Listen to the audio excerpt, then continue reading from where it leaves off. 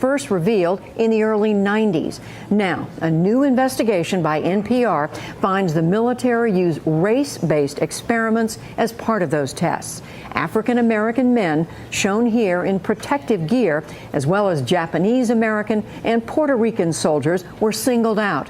These pictures show the forearms of men exposed to mustard gas and other agents. Some, like Rollins Edwards, are living with the effects decades later, including injuries to their skin. Caitlin Dickerson led NPR's investigation, and Susan Smith is a professor of history at the University of Alberta, Canada. She's studied and written extensively about this, and thank you both.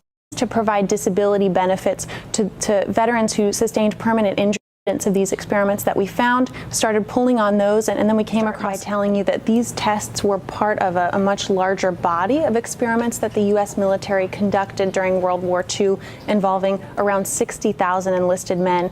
I was looking into the Veterans Administration, who in the 1990s, when those tests were first exposed, promised to provide disability benefits to veterans who sustained permanent injuries in those tests. And in the course of reporting that story, which will air on Morning Edition later this week, we started to come across the names of studies that really stood out to us. Things like comparison of the word Nisei, which means first-generation Japanese American, to white soldier, comparison of the word they used then, Negro, to white soldier when exposed to mustard gas. Those were the first threads of evidence of these experiments that we found, started pulling on those, and then we came across Susan Smith's work, submitted requests to the federal government for original documents, and that's where it all started.